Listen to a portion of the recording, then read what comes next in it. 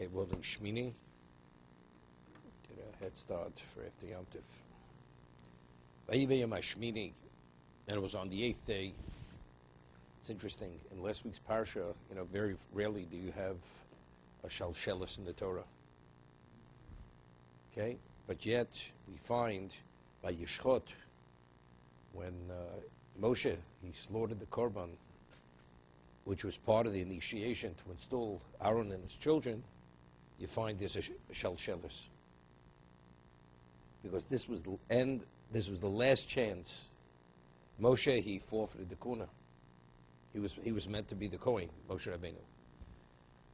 So until then, take Aaron, take Bon of this, but once the korban is brought and the blood and the Shemini Mishcha is applied, there's no going back. So this is shalshelis.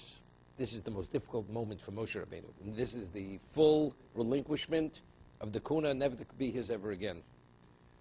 Okay, so finally it's V'hi b'yom hashmini. It was on the 8th day. Korah Moshe le'Aaron leBonov. Moshe called Aaron and his sons, Leziknei Yisrael. This is the day that Aaron and his children, they begin officiating. Till now, Moshe was the one who officiated for 7 days. No, so that's the Gemara. That's the Gemara. No, Vayihi. Vayihi is always, and it was. It's a, it's a lashon tsar. It's an expression of pain.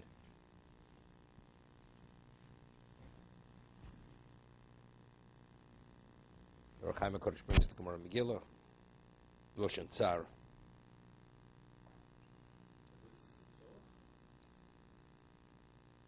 No, the Gemara asks on it. No, it's other places. The Gemara comes out both. The Gemara says, if it's Vayhi b'mei, if it's Vayhi is associated with b'mei, then it's Lashon Tsar. If it's just Vayhi, it could go either way. Vayer, Vayivoker. We'll see.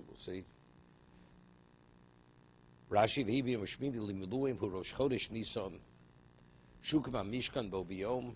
It was Rosh Chodesh Nisan. This is when the Mishkan was erected. Notal aso eser batoros ashnuyos b'seir olam. Moshe Rabbeinu took 10 levels of distinction, which is mentioned in Seder Olam. So over here, the Sivchom says that's Hashmini. It says Vayhi b'yom Shmini. What's Hashmini? It was the because it was that day that those 10 levels of distinction were taken. From the Eser Atoro Shenota Al Ve'Elohein Rishon Masa Bereshis. Firstly, it was when creation. Rishon L'Chadosh, Rishon L'Nesim, Rishon L'Kuna, La'avoda, L'Ridus Ha'esh, La'achilus Kadoshim, L'Yisr Habomos, Lishkon B'Shchinas, Yibi Yisrael, L'Vorach Yisrael. Okay. L'Zikni Yisrael, La'Shmiyom, Shapi Adibur Aaron Nichnas. Here he called Zikni Yisrael. It's interesting. Umeshamish B'Kuna Gedol Avdeo Me'ilov Nichnas. That they should understand that's Al Pi HaDibur. Aaron is Nichnas, and he's officiated as Kohen Gadol V'lo Yom Me'ilov Nichnas. Now, how did they know that? How did they know that? He's calling, right? He called Aaron Borov Zikni Yisrael.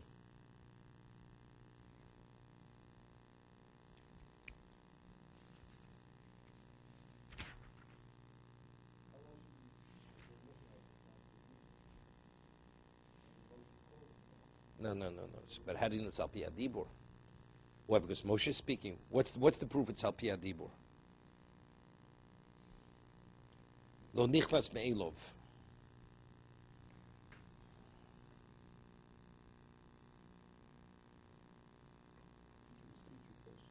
The question is, Rashi says, why did he call the Ziknei Yisrael?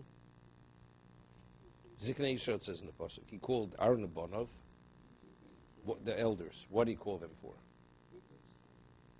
No. Witness what? Yeah, but that's not what Rashi says. Rashi says Al Pi HaDibur. It was through divine dictate. That they're going to be, they'll see they'll be officiating. Now, how do you know it's through divine dictate? right? Unless you say, no, because we find later the Shechina came down. The Shechina came down. So if the Shechina came down, that's it. When Moshe officiated during the 7-day period, the Shechina did not come down.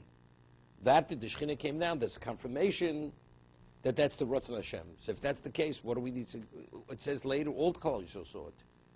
All Klal Yisrael saw the Shechina come down. It says they all prostrated themselves.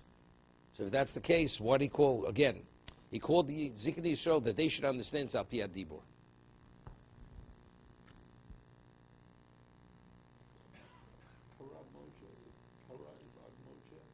Moshe called. So the words of Tzaddik come true. It's nothing to do with this. Apiyat Dibur. Piyat Dibur. What does Apiyat Dibur mean? It's the divine. It's the divine word. So it comes through Moshe. So my question is, but everything's through Moshe.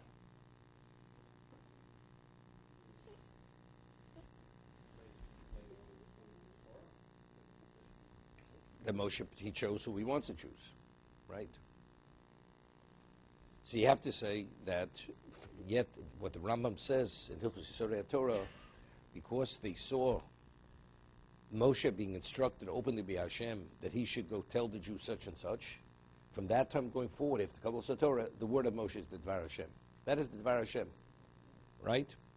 So Al Pi Dibur means, let's say Moshe didn't call them in the presence of Ziknei Yisrael. So they say, Aaron, he's the brother of Moshe, he imposed himself on Klal Yisrael. But since they saw that Moshe called him, Moshe's calling them is what? That's the equivalent of HaKadosh Baruch Hu calling them. Okay? Calling Aaron Ubanov. Later when they said that that Moshe was all nepotism, right? Firstly, it doesn't mean it was the Ziknei Yisrael, even though it says he took 250 people who were qualified to be the Rosh Sanhedrin. So if they were qualified to be Rosh Sanhedrin, I'm not sure if they was a Canaan, because of course Ziknei Yisrael could be over here speaking about the Sanhedrin. The 70 Sanhedrin, not talking about people who are qualified to be the Sanhedrin. These are the Sanhedrin themselves. Okay? V'yomel Aaron kach egel ben boker lechatos. Vayel le'olo. You should take an egel ben boker lechatos, which is interesting, even though the Orchaim HaKodesh speaks about it, although we normally say in kategor nasan heger, right? He's taking the egel, no, but still. Right? That's the difficulty. Normally we say whenever we speak, you go into the Kodesh Kodoshim on Yom Kippur, the Kohen Gadol doesn't wear the gold vestments. Because gold is the kategor, that's the prosecutor, that's the chet egel. So we don't use something that where we failed to be the what? To be the advocate if that is the basis for the prosecution. The egel is the basis of the prosecution. We'll see by Klal Yisrael, the chatos is not an egel. Egel is the prosecution. So he explains, Aaron never participated in the chet egel. The egel, worshipping the egel. The egel, he was faulted because he should have been killed and not allowed himself to build a mizbeach, all that, for the egel. But the actual worship of the egel, believing that had any value, that was an Aaron. Okay? What's his name? No, Aaron threw it in. But they did it. No. But I'm talking the worshiping. The worshiping, they had nothing with the worship. Okay? Good. I understand that, but the claim is because he never thought it would come out. Okay?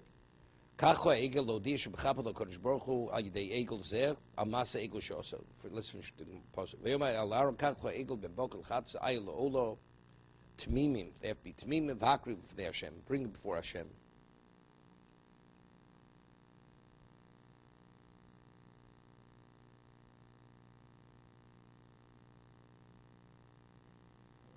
If you take a look in the Orchaim HaKodesh, see, with Howard, you can't tell because all the Orchaims are all marked up. Od Nira Lomar, in the second column, Ki Omer Kach L'cho. What's the Kach L'cho? Ki Zeh Lo L'osa Olam Ki Lo Osa Hu Egel B'Kavon Chas V'Sholom. He didn't do it with any intent. V'lo toa achrov el shabo al yodosh below kavona. Ubelo machshavaro was without intent, without any evil thought. Ultzad ze yo lechape be'egel. Therefore, the egel could be the kapora for him. Masha'en kein liYisrael. L'tzad shemasei be'egel hu bechinas habezid. It's considered deliberate. Lo yova egel lechatos lehem hu adra b'kategar. That's a prosecutor. V'timtza sheikper Hashem al Aaron lebal yikonis lebeis Hashem penimo b'yom ha'kippur b'yibidezol tzad she'osa egel zov. Because he made it, has nothing to do with the worshipping of it. Because he was involved, he made with the gold, therefore the gold itself is not acceptable. That was his participation.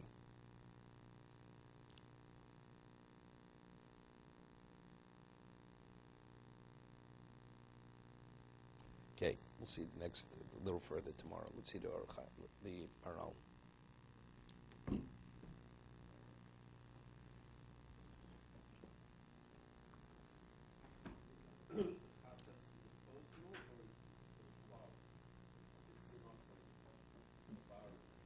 Seemingly, it was from his own proceeds, because it says l'cho. That's posher l'cho. It's l'cho.